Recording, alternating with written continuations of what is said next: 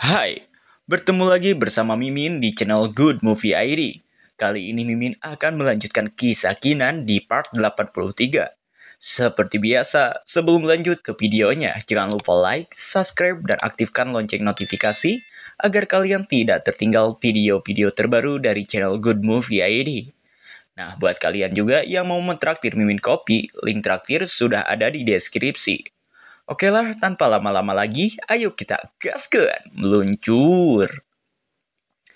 Pria misterius itu pun sangat kesal kepada Kinan, karena Kinan berani langsung menyerangnya.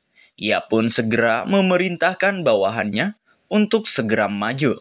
Namun, ketika kelompok dari orang misterius itu akan menyerang Kinan, tiba-tiba segerombolan bis datang ke tempat tersebut yang membuat semua orang terkejut. Apa yang terjadi? Itu adalah sekawanan demonic beast datang dari hutan. Ternyata, bis yang datang adalah bis pemandu. Jika seseorang berhasil menunggangi bis banteng tersebut, maka bis itu akan membawa mereka ke harta Resplendent Land. Dengan cepat, Jiang Bilan pun langsung melompat ke atas punggung dari bis tersebut. Tidak lupa, di sini Jiang Bilan memberitahu Kinan jika ada 7 bis tertinggi di antara para bis, dan 7 bis tertinggi itu adalah raja dari kawanan bis tersebut. Jiang Bilan menyarankan Kinan untuk menunggangi salah satu dari 7 bis itu. Kinan pun menunda pertarungannya dengan si pria misterius itu, dan akan mengurus mereka setelah Kinan mendapatkan harta Resplendent Land. Karena menurut Kinan, dia akan sangat rugi jika kehilangan kesempatan mendapatkan harta Resplendent hanya karena bertarung dengan pria misterius itu.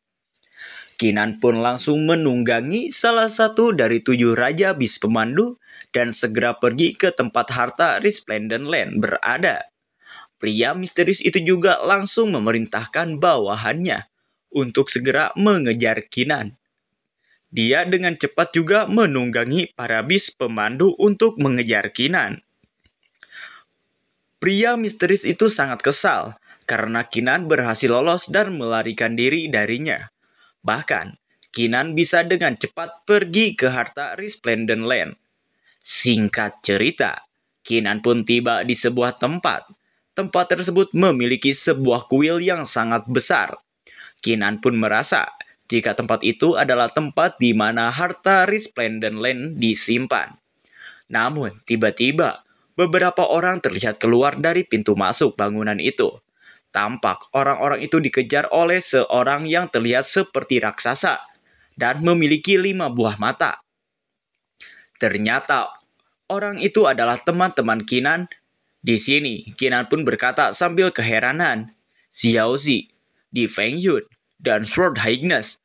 Bagaimana mereka bisa sampai di sini? Ao Dongfang kemudian melirik ke arah Kinan dan berkata, Senior Kinan, Hulk Martial Monart sudah dibujuk oleh kelima orang itu. Ayo, gunakan kesempatan ini untuk memasuki kuil.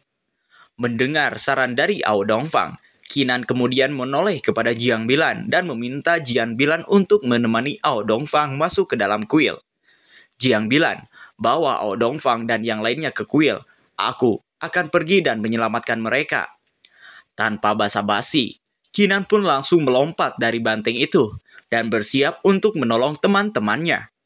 Terlihat, Kinan sudah mengumpulkan sebuah energi yang kuat di tangannya. Dan Kinan pun langsung menyerang makhluk yang mengejar teman-temannya itu. Serangan Kinan pun berubah menjadi sebuah barrier pelindung dan seketika melindungi teman-temannya. Di Fengyun pun sangat terkejut karena tiba-tiba Kinan datang membantu. Pemimpin peleton. Kau, ucap Di Fengyun keheranan. Kita bicara nanti. Sekarang kalian cepatlah pergi. Aku akan mengurus makhluk ini dulu, jawab Kinan yang menyuruh mereka semua pergi dari tempat ini. Di sini, Ao Dongfang sangat terkejut. Mengapa Kinan ini mau membantu orang-orang yang hanya ada di ranah martial secret? Ia pun berkata, apa asal-usul kelima orang itu? Hanya dengan kultivasi tingkat martial secret realm, apa pantas mendapat bantuan senior Kinan? Jiang Bilan pun memberitahu Ao Dongfang jika mereka adalah teman-teman Kinan. Jadi pastinya Kinan akan menolong mereka. Dongfang sangat kagum. Ternyata Kinan ini adalah orang yang setia kawan. Ketika Kinan sedang berusaha menahan makhluk yang mengejar teman-temannya itu, tiba-tiba si pria jubah misterius datang bersama antek-anteknya. Dengan mempersiapkan sebuah serangan, pria jubah misterius itu pun berkata, "Sepertinya kita agak terlambat, tapi kita mengambil keuntungan dari itu." Pria jubah misterius itu pun kemudian melancarkan serangannya tersebut ke arah Kinan. Dikarenakan Kinan sedang menahan makhluk yang mengejar teman-temannya, Kinan pun terkena serangan dari si pria jubah misterius. Pria jubah misterius itu pun langsung pergi menuju ke arah pintu masuk kuil. Ternyata serangan bola hitam yang diarahkan ke Kinan itu adalah sebuah tanda. Jadi dia masih bisa melacak keberadaan Kinan walaupun dirinya telah kehilangan jejak Kinan. Orang itu kembali berkata, "Ayo pergi ke kuil dan mencari harta karun. Lalu kita akan mengumpulkan mayat Kinan nanti." Kinan pun meminta kepada Jiang Bilan untuk masuk ke dalam kuil dan mengambil harta yang ada di dalam kuil. Sementara dirinya akan menahan makhluk yang mengejar teman-temannya itu. Kinan juga meminta agar Jiang Bilan tidak mengkhawatirkan dirinya. Jiang Bilan pun dengan senang hati menuruti permintaan Kinan. Namun di sini, Jiang Bilan mengatakan kepada Kinan agar Kinan harus selamat dan tidak boleh mati. Jiang Bilan pun segera masuk ke dalam kuil. Sedangkan si makhluk astral ini pun meminta Kinan untuk pergi dari kuil itu jika Kinan tidak mau mati. Kinan kemudian mengeluarkan pedang Setring Sabernya dan berkata, "Kau berani melukai teman-temanku di hadapanku, maka kau harus menerima konsekuensinya, bajingan." Kinan pun langsung menebas makhluk astral tersebut menggunakan pedang Heaven Setring Sabernya. Makhluk itu pun tidak menduga jika kekuatan Kinan sangat mengerikan. Makhluk itu pun menerima luka yang cukup serius, bahkan ia agak kesulitan untuk bangkit. Setelah menerima tebasan dari Kinan, di dalam hatinya makhluk itu pun berkata, jika ia merasakan sesuatu yang aneh pada diri Kinan. Jika dirinya terus melawan Kinan, maka ia takut akan mati di tangan Kinan. Ia pun berpikir, daripada dirinya mati, lebih baik dia melarikan diri. Dengan cepat, makhluk itu pun kabur, masuk kembali ke dalam kuil. Kinan mencoba untuk mengejarnya, namun ternyata teknik langkah 1000 dari makhluk astral tersebut sangat cepat. Yang akhirnya, Kinan pun membiarkannya pergi, karena teman-temannya juga telah selamat. Kinan kemudian melihat ke arah teman-temannya dan menghampiri mereka. "Xiaozi, Di Fengyun, Sword Highness, bagaimana kalian bertiga bisa bersama?" tanya Kinan kepada 3 temannya itu. Di sini Di Fengyun pun menjawab pertanyaan dari Kinan. "Ceritanya panjang. Setelah kau pergi, aku meninggalkan Sky Scorching, Asian Kingdom, dan pergi ke benua tengah untuk berkultivasi. Kebetulan aku bertemu Xiaozi dan Sword Highness, jadi kami bertiga pergi bersama. Kemudian, sebuah harta karun muncul di benua selatan, benua Changlan. Jadi kami bertiga berangkat ke benua selatan," ucap Xiaozi melanjutkan penjelasan dari Di Fengyun. Tidak lupa, Xiaozi juga memperkenalkan kedua orang yang bersamanya. Wanita ini bernama Chen Yun, dan satu lagi adalah Chen Si. Mereka adalah murid dari kerajaan benua selatan, dan kami bertemu dengan mereka di sana. Dan memutuskan untuk pergi ke sini. Chen Yun kemudian berterima kasih kepada Kinan, karena jika tidak ada Kinan, mereka semua mungkin sudah wafat. "Kinan, terima kasih sudah menyelamatkan hidup kami hari ini. Kami tidak punya apa-apa untuk membalasmu." Chen Si keluarkan kotaknya. Sesuai permintaan dari Chen Yun, Chen Si pun langsung mengeluarkan isi dari kotak harta yang telah didapatkan mereka dari kuil ini. Semua harta pun keluar dari dalam kotak. Sebagai imbalan, Kinan telah menolong mereka. Chen Yun pun meminta Kinan untuk memilih terlebih dahulu harta apa yang Kinan inginkan. Di antara semua harta yang berharga, di sini Kinan tertarik dengan sepotong logam. Kinan merasakan jika potongan logam itu memiliki aura yang misterius. Bahkan dalam hati Kinan, ia berpikir kalau potongan logam ini jelas bukan benda biasa. Kemudian Kinan pun mengambil logam tersebut. Karena Kinan sangat penasaran, sebenarnya logam apa itu? Melihat Kinan mengambil logam itu, Cheng Yun pun terkejut. Padahal masih banyak harta yang lebih baik dari logam itu. Kinan, potongan logam ini biasa-biasa saja. Kenapa kau memilihnya? Ini hanya sesuatu yang kumasukkan ke dalam kotak saat aku berada dalam situasi kritis. Ucap Cheng Yun yang merasa heran kepada Kinan. Kinan pun berkata, jika dirinya memilih logam tersebut, berarti logam itu berharga untuk diri Kinan. Setelah menerima hadiah tersebut, Kinan pun meminta ketiga orang itu untuk mereka pergi dan memulihkan diri. Karena terlihat, selain kelelahan, mereka bertiga juga sedikit terluka. Sedangkan Kinan sendiri, dirinya akan mempelajari rahasia dari logam yang didapatkannya. Cheng Yun pun mengerti dan akan segera pergi. Namun ia meminta kepada Kinan, jika Kinan berubah pikiran, maka dia bisa menukarkan hartanya lagi. Terima kasih untuk kebaikanmu. Namun, aku cukup yakin, aku tidak akan berubah pikiran. Kau bisa membagi sisa harta karun itu, jawab Kinan. Sedangkan di tempat lain, tepatnya di dalam tempat penyimpanan harta Resplendent Land, terlihat kelompok dari si jubah misterius telah tiba di tempat ini. Ia berpikir, jika kultivator kematian atau Jiang Bilan pasti akan segera menyusul mereka ke tempat ini, maka mereka harus dengan cepat mendapatkan harta karun di tempat ini. Antek-antek dari si jubah misterius pun di sini memuji si jubah misterius. Mereka berkata, jika Jiang Bilan bukanlah lawan dari si jubah misterius, walaupun Jiang Bilan berhasil menyusul mereka ke tempat ini, si pria jubah pasti akan bisa mengalahkannya. Rekan dari si antek-antek itu pun membenarkannya. Terlihat si jubah misterius juga tersenyum percaya diri, karena dirinya dipuji. Si jubah misterius pun kemudian mendekati harta tersebut. Di sini terdapat sebuah peti emas yang dikira di dalamnya terdapat harta asli dari Resplendent Land. Si jubah misterius berkata, ini pasti harta paling berharga yang tersembunyi di seluruh Resplendent Land. Harta itu akan menjadi milik siapapun yang mengambilnya.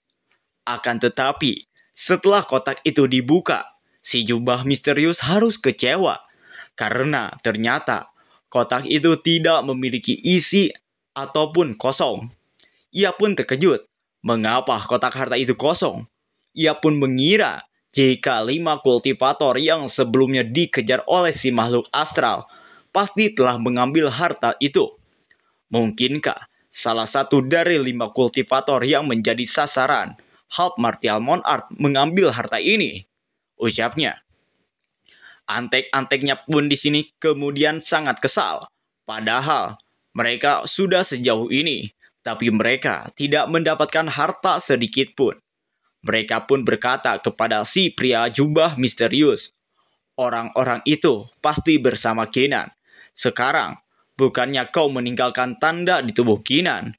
Gunakan Ki Sensemu, jadi kita bisa menangkapnya. Si pria jubah misterius pun mulai melacak keberadaan Kinan. Namun mereka semua harus kecewa untuk kedua kalinya. Karena tanda yang ditinggalkan oleh si jubah misterius di tubuh Kinan sudah menghilang.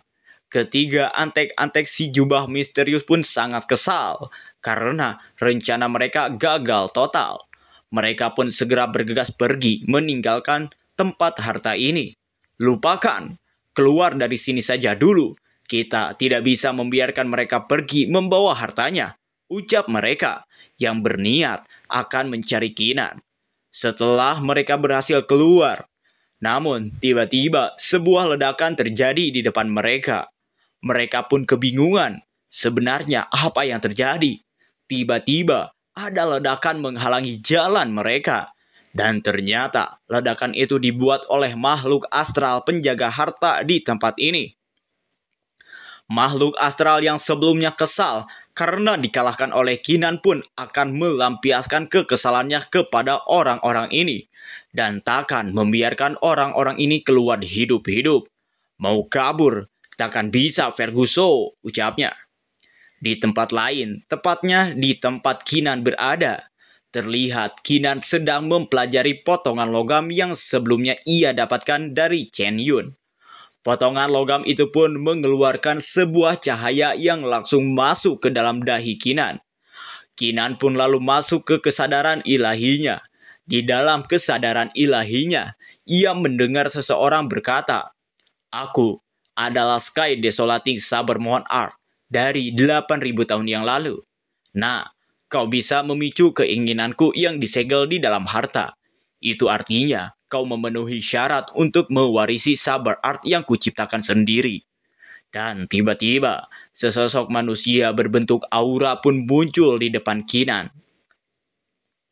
Senior itu kita panggil saja Desolating Saber Monarch. Dikarenakan Kinan berhasil memicu keinginannya yang disegel di dalam potongan logam itu, Desolating Saber Monarch pun menawarkan apakah Kinan ini mau mempelajari saber art yang diciptakan olehnya. Kinan pun yang mendapatkan keberuntungan tentu saja mengiyahkannya. Menurut Kinan, bagaimana mungkin dirinya menyia-nyiakan kesempatan langka seperti ini? Senior Desolating Saber Monarch pun lalu mengalirkan sebuah energi keemasan kepada dahi Kinan. Sambil mengalirkan energi tersebut, Senior Desolating Saber Monarch berkata, jika Kinan berubah pikiran, maka Kinan harus mengembalikan potongan logam itu ke dalam Resplendent Land. Kinan pun berkata kepada Senior Desolating Saber Monarch untuk tidak khawatir, karena dirinya tidak akan pernah berubah pikiran. Senior Desolating Saber Monarch pun sangat senang dengan kepercayaan diri Kinan. Dia pun akan melihat dan menunggu apakah Kinan ini berhasil mempelajari saber art yang diciptakannya itu. Di sini, Kinan pun berkata, setelah aku berhasil mempelajari saber art yang diciptakan oleh Senior Desolating Saber Monarch, tidak perlu membuang waktu lagi. Aku akan berangkat ke benua kota kerajaan benua selatan sekarang. Namun, sebelum itu, aku mungkin juga meminta Chen Yun untuk menanyakan tentang berita itu. Singkat cerita, setelah Kinan mendapatkan tantangan itu untuk mempelajari saber art dari Senior Desolating Saber Monarch, ia pun saat ini telah keluar dari kuil Resplendent Land dan bertemu dengan Chen Yun. Sesuai rencana Kinan di sini, Kinan langsung menanyakan kepada Chen Yun tentang kota kerajaan benua selatan. Chen Yun pun bertanya kepada Kinan, sebenarnya apa yang akan dilakukan oleh Kinan di kota kerajaan benua selatan. Namun Kinan tidak memberitahu Chen Yun, karena menurut Kinan itu adalah urusan pribadinya dan tidak untuk diungkapkan kepada orang-orang. Chen Yun pun meminta maaf, karena ia telah menanyakan hal yang tidak seharusnya ia tanyakan. Kemudian Chen Yun pun memberikan Kinan sebuah lencana. Chen Yun berkata, "Lencana ini adalah lencana pribadiku. Kalau kau berada dalam masalah, apapun di kota kerajaan di benua selatan, aktifkanlah. Ayahku pasti akan membantumu. Adapun slip giok ini, berisi peta kota kerajaan yang seharusnya juga dapat membantumu." Kinan pun menerima lencana dan slip giok yang diberikan oleh Chen Yun dan berterima kasih kepada Chen Yun. Namun bagi Kinan, benda yang diberikan oleh Chen Yun tidak boleh ia ambil gratis. Maka di sini, Kinan memberikan Chen Yun sebuah slip giok yang berisi sejumlah mona art. Kinan memberikan benda itu sebagai hadiah kepada Chen Yun, karena Chen Yun telah bersikap baik kepada Kinan. Setelah mereka bertukar hadiah, dengan cepat Kinan pun bergegas pergi. Ia pun mengucapkan selamat tinggal kepada Chen Yun dan semoga mereka bisa bertemu lagi. Di sisi Jiang Bilan yang ternyata sudah ada di luar kuil Resplendent Land, dia mendapatkan sepucuk surat dari Kinan. Di dalam surat tersebut, Kinan mengatakan jika dirinya telah keluar dari Resplendent Land. Jiang Bilan pun di sini berkata kepada Ao Dongfang dan Mumu, karena dia sudah pergi, aku juga berencana mau pergi. Apa kalian mau ikut denganku? Ao Dongfang berkata, jika dirinya tidak akan ikut bersama Jiang Bilan, tetapi dia akan kembali ke sekte Dragon Emperor. Sedangkan Putri Mumu, ternyata dirinya ingin ikut bersama Jiang Bilan. Jiang Bilan pun memperingati Mumu. Mumu, Jika kau ikut denganku, maka nyawamu akan dalam bahaya. Dikarenakan aku ini adalah seorang buruan, maka kau juga akan diburu. Apakah kau sudah siap dengan segala konsekuensi yang akan kau dapat? Ternyata di sini Mumu tidak peduli. Walaupun nyawanya akan terancam, ia akan tetap mengikuti Jiang Bilan. Karena bagi Mumu, ini adalah kesempatan untuknya untuk bertambah kuat dan menambah pengalaman bertarung. Cerita pun berpindah kepada Kinan yang saat ini telah berada di kerajaan kota benua selatan. Seperti yang dikatakan oleh Chen Yun sebelumnya. Ketika Kinan menginjakan kakinya di kerajaan benua selatan, maka kultivasi Kinan akan ditekan. Di sini, karena kultivasi Kinan ditekan, ia pun bergumam. Kultivasiku ditekan ke tahap Martial Secret Realm tingkat 5. Sedikit tidak nyaman, gumamnya. Namun ia tidak terlalu memperdulikannya. Ia pun mulai mengamati kota ini dan merasakan jika ada niat pedang Sky Desolating Saber Monarch di tempat ini. Kinan pun bergumam, aku harus sepenuhnya memahami semua niat pedang yang tersembunyi di kota untuk memahami Sky Desolating Saber Art. Kalau itu masalahnya, seseorang akan mengambil Sky Desolating Saber Art sebelum aku. Uji coba ini tidak sederhana itu. Ya, ternyata tantangan dari Desolating Saber Monarch tak semudah yang dipikirkan oleh Kinan. Namun, Kinan takkan mundur. Ia pun lalu melangkahkan kakinya ke dalam kota untuk mendapatkan informasi tambahan. Ketika Kinan sedang berjalan, tiba-tiba ada sebuah kereta yang dibawa oleh Bisarimau melaju sangat kencang. Kusir yang membawa kereta itu berkata, "Minggir dan menyingkir kalian rakyat jelata. Jangan menghalangi jalanku jika tidak mau mati." Kinan pun melirik ke arah kereta yang ngebut itu. Orang-orang di sana pun berkata, jika yang ada di dalam kereta adalah The Four Horned Golden Eyed Tiger, seorang putra kedua klan Chen. Dia baru saja kembali dari pengasingan. Melihat kereta kencana itu yang membahayakan keselamatan orang-orang, Kinan pun meminta agar kereta tersebut berhenti. Namun, dikarenakan ucapannya tidak didengarkan, dengan terpaksa Kinan pun menghentikan laju si bis yang membawa kereta tersebut dengan paksa, menggunakan kekuatannya. Si bis itu pun langsung terdiam yang membawa kereta itu berhenti. Kusir yang mengendarai kereta itu terlihat kesal dan berkata kepada Kinan, "Wei, bocah, siapa kau berani-beraninya menghentikan kereta ini? Apakah kau tahu siapa pemilik kereta ini?" Di sini Kinan pun berteriak kepada si kusir, "Aku tidak peduli siapa pemilik dari kereta ini. Namun tidak seharusnya kereta ini membahayakan bagi orang-orang yang tidak bersalah." Si kusir itu lalu menghina Kinan dengan mengatakan, jika Kinan ini hanyalah seorang martial secret tingkat 5, sudah berani melawannya. Ia lalu memerintahkan bis harimau itu untuk menggigit Kinan. Kinan kemudian mencoba menggertaknya. "Coba saja gigit aku, tapi aku ingin bertanya, apa hubunganmu dengan Chen Yun?" Kemudian, seorang pria yang berada di dalam kereta pun terlihat terkejut, karena Kinan tahu tentang kakaknya itu. "Apa kau mengenal kakakku?" ucap pria itu. Dikarenakan pria itu adalah adik dari Chen Yun, Kinan pun meminta dia untuk segera pergi sebelum Kinan berubah pikiran dan akan membunuhnya. Terlihat bis harimau seperti mendapatkan intimidasi dari Kinan. Ia tampak ketakutan dan menoleh ke si kusir. Lalu dengan cepat, si bis itu kabur tanpa kendali. Si kusir juga merasa bingung. Sebenarnya apa yang terjadi? Mengapa bis tersebut sangat ketakutan? Walaupun ia mencoba untuk menghentikannya, tapi bis itu tidak mendengarkannya. Kinan pun di sini bergumam, "Benarkah kesembilan putra naga itu berbeda satu sama lain? Tapi aku tidak pernah membayangkan bahwa adik Chen Yun akan begitu keras kepala." Setelah bergumam seperti itu, ia langsung menuju ke sebuah restoran. Orang-orang nampak bertanya-tanya, siapa orang ini? Bahkan putra kedua kerajaan sampai berani ia singgung. Sambil melihat restoran itu, Kinan pun merasakan ada niat pedang yang cukup aneh di dalam restoran ini. Karena setelah lama berkeliling, baru kali ini dirinya merasakan niat pedang yang aneh di tempat ini. Kinan pun akan mencoba masuk ke dalam restoran tersebut. Setelah masuk ke dalam restoran, salah seorang pelayan pun menghampiri Kinan. Pelayan itu bertanya, apakah ada yang bisa dia bantu? Kinan pun balik bertanya kepada pelayan itu, apakah dirinya bisa pergi ke lantai 2? Orang-orang yang mendengar jika Kinan meminta untuk pergi ke lantai 2 pun sontak langsung membicarakan Kinan. Apa ini pertama kalinya anak ini datang ke kota kerajaan di benua selatan? Dia bahkan tidak tahu aturan Aromatic Inn.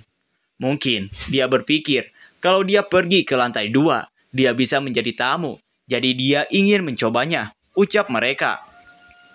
Si pelayan juga di sini berkata kepada Kinan, Tuan, tingkat kultivasi Anda belum di Martial Secret Realm tingkat 8.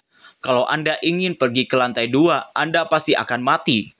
Ya, dikarenakan kultivasi Kinan ini ditekan ke Martial Secret tingkat 5, jadi Kinan ini diremehkan. Menurut si pelayan, minimal jika ingin pergi ke lantai 2, Kinan ini setidaknya harus berada di ranah Martial Secret tingkat 8. Jika lebih rendah dari tingkat 8, apabila Kinan ini memaksa pergi ke lantai 2, maka Kinan akan mati karena tekanan dari tangga yang menuju ke lantai 2. Tetapi Kinan tidak memperdulikan peringatan dari pelayan itu. Kinan mengatakan jika kultivasinya sudah cukup untuk naik ke lantai 2. Dan terlihat ketika Kinan menaiki lantai 2, rantai energi yang menghalangi jalan pun seketika hancur saat Kinan menginjakan kakinya. Terlihat, si pelayan itu pun langsung terkejut karena Kinan berhasil naik. Pelayan itu berkata, pergi naik? Dia juga menghancurkan semua formasi pembatas. Sebenarnya, apa asal-usul orang ini? Setelah terkejut, ia pun segera akan melaporkan Kinan kepada nyonya ketiga dari restoran tersebut. Kinan pun kemudian melihat-lihat isi dari lantai kedua. Di sini Kinan bergumam, niat pedang di Aromatic Inn ini lebih lengkap dari tempat lain. Entah apa alasannya. Kemudian Kinan di sini pun mulai duduk untuk berkultivasi. Di dalam kultivasinya, Kinan kemudian bergumam, aku akan memahami niat pedang di sini lalu pergi ke tempat lain untuk melihatnya. Namun tiba-tiba terlihat segerombolan prajurit datang ke restoran tersebut. Si pelayan menanyakan, siapa kalian? Untuk apa kalian datang ke sini? Namun prajurit itu langsung menyerang si pelayan dan menghantamkan kepala si pelayan ke tembok. Si pelayan pun sungguh tidak bisa berbuat apa-apa. Ternyata itu adalah ulah dari adik Chen Yun. Ternyata adik Chen Yun datang ke tempat ini untuk mencari Kinan karena Kinan telah berani menyinggungnya tadi. Ia pun segera memerintahkan kepada prajuritnya untuk segera mencari Kinan dan membunuhnya. Kinan pun merasakan aura yang datang dan dia sadar jika yang datang adalah adik dari Chen Yun. Di sini prajuritnya pun tidak berhasil menemukan Kinan. Ia berpikir jika Kinan ini masih ada di lantai 1. Tetapi setelah mencarinya, tidak ada. Adik dari Chen Yun pun bertanya, kau masih belum menemukannya? Tuan muda kedua, tenang saja. Kami sudah mencari di lantai 1. Karena orang itu hanya seorang Martial Secret Realm tingkat 5. Tidak mungkin dia bisa naik ke lantai 2. Namun tiba-tiba di sini, dari lantai 2, Kinan pun melihat ke arah adik dari Chen Yun dan berkata, seperti yang diharapkan dari anak kedua klan Chen, betapa angkuhnya. Adik dari Chen Yun pun sangat terkejut, karena Kinan sudah berada di lantai 2. Dia berkata, kau. Dan adik dari Chen Yun itu pun memerintahkan para prajuritnya untuk membunuh Kinan.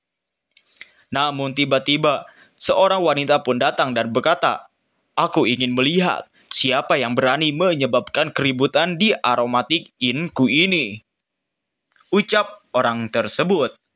Nah, apakah yang akan terjadi selanjutnya? Jangan kemana-mana, tetap stay terus di channel Good Movie ID, karena cerita Kinan akan semakin seru.